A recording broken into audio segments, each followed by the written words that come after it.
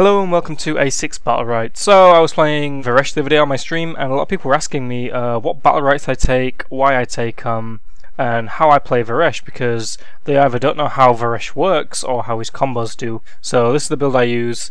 I try to use different builds for different situations, but once I played this build I begin to hate all the other ones because of how sluggish they feel. But this one seems to cover one of Varesh's major weak spots, which is his mobility. Anyways, I'm going to show you how you can turn this slow eternal being into a race car. Drivers! Start your engines!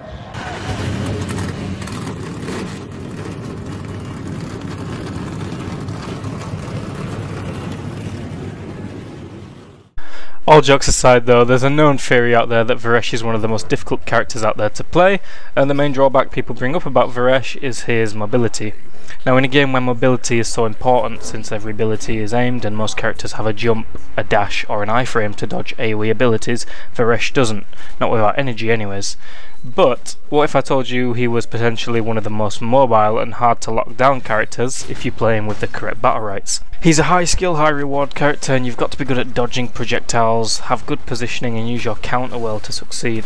Now the Formula 1 build is an aggressive playstyle that allows Varesh to gain movement speed while slowing his enemies down, essentially turning him into a race car. Since the enemy is slowed, it becomes really easy to land your shots on them. You just need to be careful of enemies that have counters or big jumps.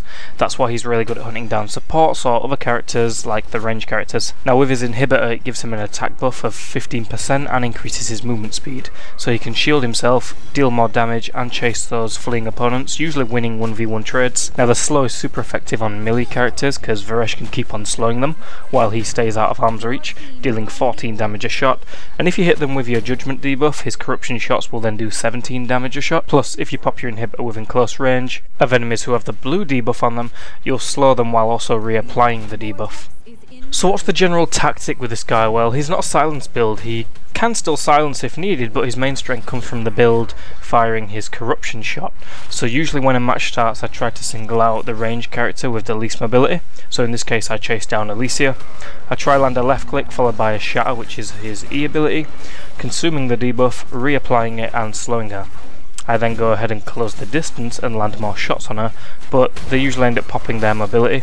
So as soon as they do that, you just want to place a shatter where they land and get straight back in their face and land more shots. Now just because you're playing an aggressive playstyle with Varesh does not mean that you are immortal and that you should jump in after people constantly. Sometimes you have to use your counter defensively and you have to retreat and regroup, and you're just mainly waiting for that opening where one vulnerable target is left alone for a while. I was just playing a passive poke game with Jade and Alicia until Freya moved, and then I closed the distance and went in. Now this is where strafing left and right dodging shots comes in handy. I'm not too worried about the whole team cornering me here because I have two ways of getting out, and since there's three of them going in on me, I confidently pop my counter and land on Alicia, which is also somewhat closer to my team. Now being in enclosed space can be bad for you, except when you're ulting the enemy team. That's when it becomes bad for them. The main thing I love about this build is that the enemy will spend the first half of the game trying to hunt you down since you're the immobile Varesh, but most people underestimate it and the hunter very often becomes the hunted. The Jade in this round just ended up running around for ages before we finally caught up to her. That's all there really is to say about this build in the loadout, so I'll let the last round play out. This is Platinum Varesh gameplay.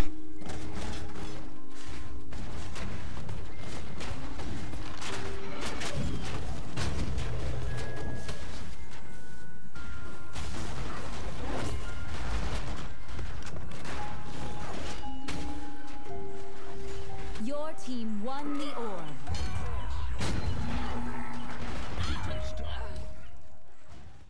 I hope you enjoyed the video and you feel inspired to go and play Varesh and try out this build. Our new champ Xander will hopefully be out in the next few days and I'm really excited to cover him.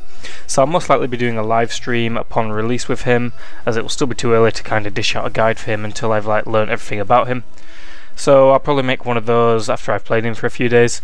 But if you enjoyed the video, go ahead and give it a like. If you want to see more content, feel free to hit that subscribe. I've been Alpha 6 and I'll catch you in the next one.